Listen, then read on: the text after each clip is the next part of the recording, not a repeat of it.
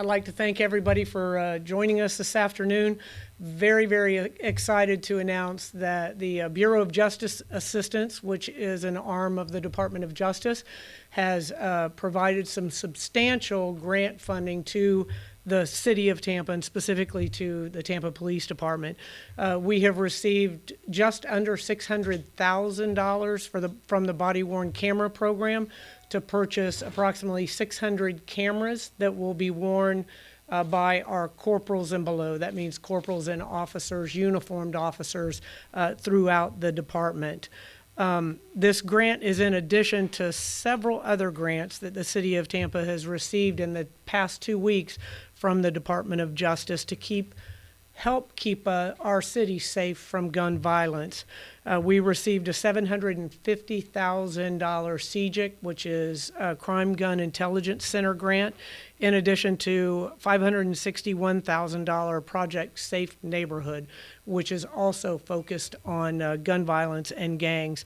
And since 2015, gun violence has been reduced by over 45% in the city of Tampa, and non-fatal shootings have gone down 65%. We also received a little over $143,000 in a JAG grant, Justice Administration grant, and that will be used for overtime, again, to address violent crime and to address gun violence.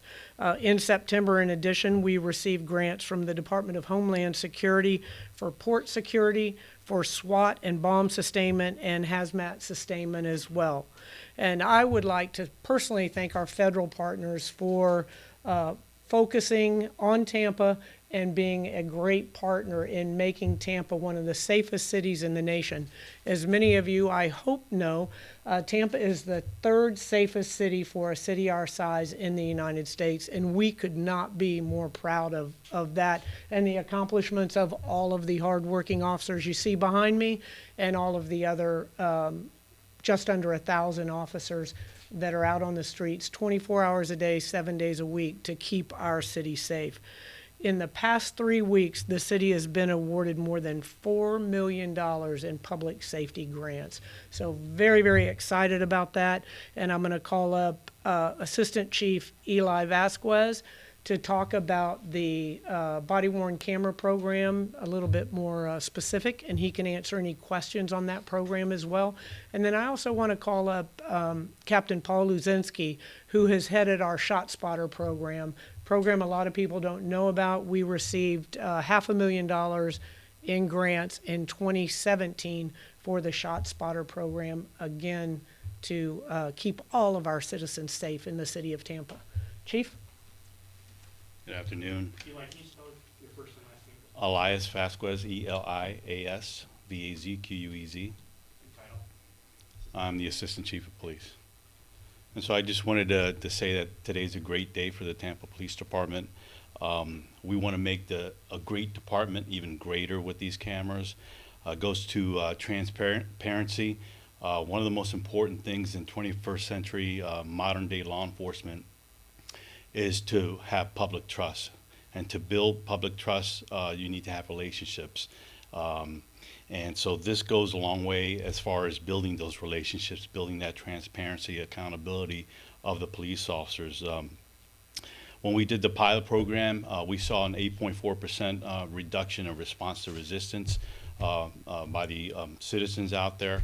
And so it has reduced the encounters that we've had that were either negatively seen by the community or anyone else that was anyone else that was interested in what law enforcement did. So it's a great success. It's a tool in the toolbox. I have with me a Deputy Chief Lee Burkall, who has all the specifics on the RFP and the whole process. He's been very involved in it, and he'll give you more specifics on it. So I appreciate the opportunity.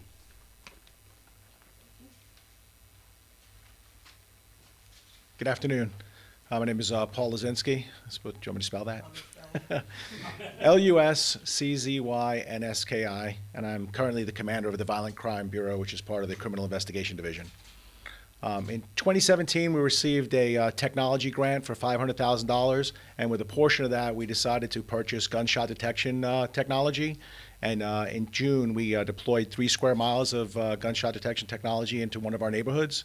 And since then, it's increased our response time. So if you don't know about gunshot detection, within 25 meters, we'll know exactly where the gunfire came from, and it takes us about 60 seconds to process it through the technology with ShotSpotter.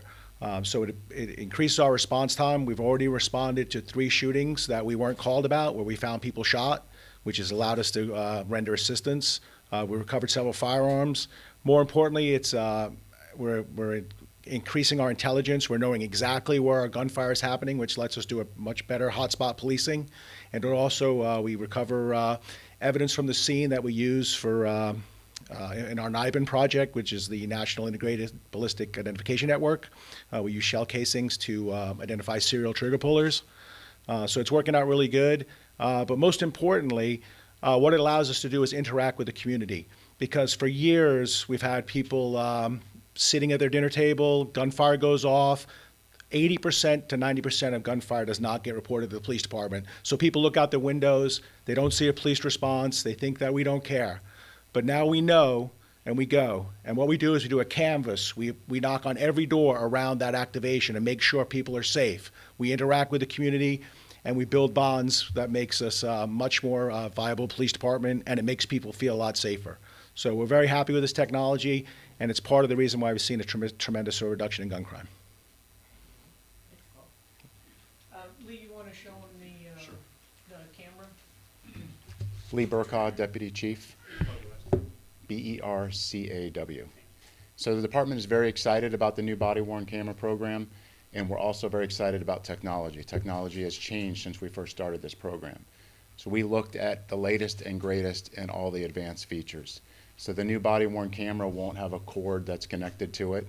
It'll have automatic Bluetooth triggers that'll have it go off. So it's a very advanced feature that we're testing now and testing in different placements. I'll show you, this is the Axon body-worn camera 3 version. And I think we might have an officer that has the other version here and here that you can see the difference. Can I ask you a question, Lee? Sure. So different police agencies around Tampa Bay had wanted to discuss different policies of when these cameras will be activated. I believe CP really wanted their cameras activated when somebody pulls a gun out. How is Tampa Police? So the biggest concern is cost because of the actual data. We were able to negotiate an unlimited cost feature, so it won't cost us any more depending on the usage, so we're going to use it more often than not. I think it was more for personal officer, for officer personally, file reasons. They just wanted to, so yours are on all the time? Not all the time, but the majority of the time, most of the encounters that we're in, yes. Any more questions for anybody? That camera that you're showing right there, the little box one there, compared to the other lip-sync camera looking one, which one's the newer one? What are the differences? Okay, so this is the newer one. This would be the Axon body-worn camera 3. That would be the Flex 2. That actually has a unit like this down on the side, so it's just connected. And a lot of the complaints we had is just having that up there with the officer. The cord was a distraction, and just the position of it, the way it is, it may not necessarily give you the field of view that you want. So instead of having 2 pieces, this is 1 piece without a cord. And then this has the Bluetooth capability as well. What makes the Bluetooth capability? So for example, if I were to pull out my taser, that would automatically have this go off. Depends on what you connect your Bluetooth to. A lot of times you hear about officers forgetting or not having time to turn on. They won't have to worry about ever turning the camera on and turns on automatically. Is that accurate? If it's connected to a Bluetooth. And so it would be, depending on what we connect it to, is what would set it off. There will be situations where you still have to manually turn it on. There'll be a lot of situations where they don't have to worry about turning it on or off. If you're in a heated situation and you're pulling out your taser, it'll automatically come on. That's nice for the officers not to have to worry about doing that. Absolutely. Is there training involved that the officers have to go through before Yes. they wear these? Yes. Even though we already have them, we're still putting them back through training with Axon as well. You had mentioned these will be on 90% of the time. What was the protocol for training on? So we have a detailed policy. We could share that with you that goes into a plethora of situations when we would turn them on and off. Is there any officers here that have had a problem with a member of the public or had a complaint that became unsubstantiated because of what the camera saw? Well, I couldn't give you a specific Well, from. you know, any of the people behind you that are wearing this. Absolutely, absolutely. Okay. Officer Kayla Chavis, I work out of District 3. More often than not, the body camera has actually ruled against whatever claim was made against me or a partner, and it's actually dispelled certain complaints once we review the footage from beginning to end. Because oftentimes you see clips or footage that captures a split second. From the time I get on scene, my camera's on, it captures 30 seconds before to the time that the call is done. So it absolutely has helped. Are you a believer of the body worn camera? 100%. Could you spell your name, officer? Last name is Chavis, C-H-A, V as in Victor, I-S. First name? Kayla, K-A-Y-L-A. Does it make you feel safer to have it on for that reason, and maybe that it would deter somebody? Absolutely. There's times where I'll be interviewing suspects and I say, not only is your statement sworn, but I'm also recording, and that seems to keep them more truthful than not. Thank you all. Any more questions? I have one more. Okay. Go ahead. Madam Brzezinski, you mentioned the 3 square mile area. Where is that in the city? Can you come up to the mic? this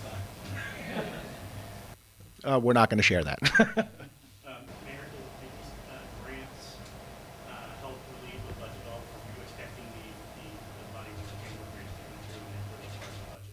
Well, I was very hopeful that they would come through and had a pretty good idea that they would. We were a great candidate for it, and so they were factored into the budget. We put in $1.2 million into the budget, and then the grants on top of this, which still isn't enough to cover the cost of the program. So we'll have to continue to look for grant funding and then also look to put into our budget and then donations also, whatever we can do to pay for this program. As I've said, I started the body worn camera trial program back in 2015 with 60 cameras in the department. And I always said the trial program was French for we don't have the money for it. And as Major Burkaw said, I'm sorry, Chief Burkaw, I'm so sorry.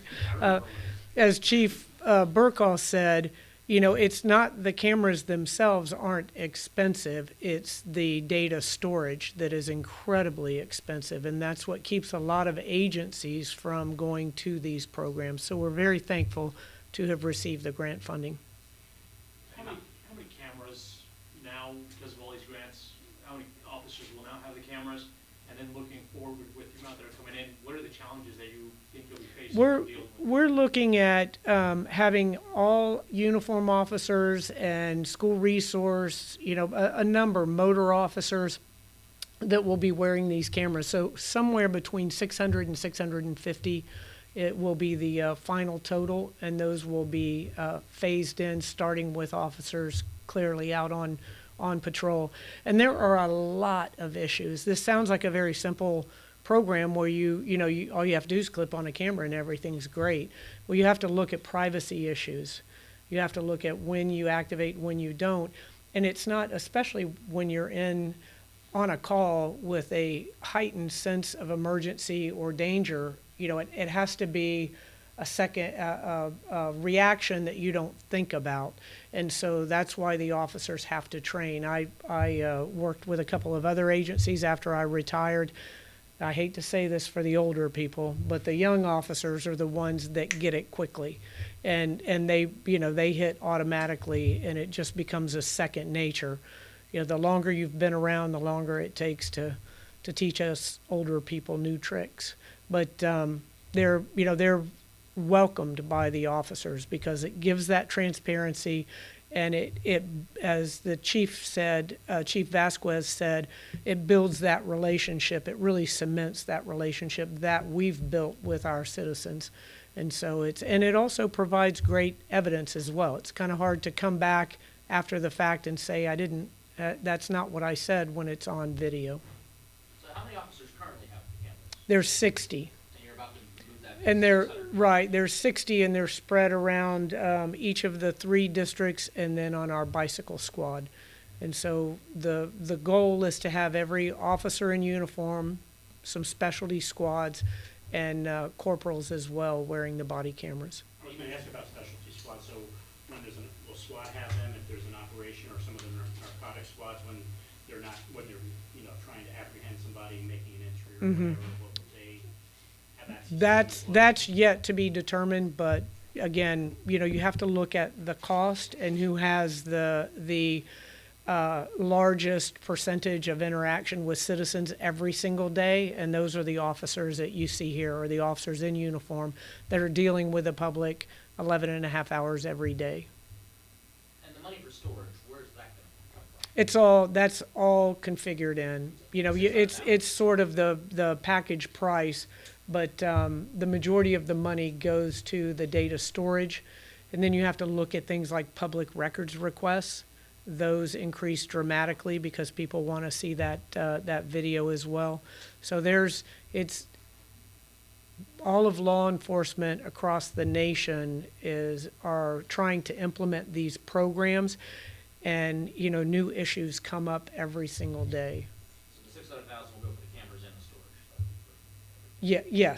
Yes. When are you guys gonna be able to start implementing the training and getting it in? Should be immediately in October. As soon as the contract's done, we're Yeah. ready to go. And when do you think you'll have all 600 officers with the cameras ready to go? I would say a couple of years, because we have the money. We'll have the majority of the officers because we have the 1.2 million from our budget, 600,000 from the grant, but it's going to be, they'll be phased in. I'd say the majority in the first year will have it. You mentioned the Bluetooth activation with the taser I'm using. Would the same thing activate if a firearm was taken out of that holster? Yes, they do have a Bluetooth option for that, and that is what we are looking at also. So as soon as an officer draws a weapon, it would come, a gun, I should say, would come on. If it's not on its own. If the Bluetooth is connected to the holster, yes. All right, guys, any more All right, questions? thanks, guys. Good.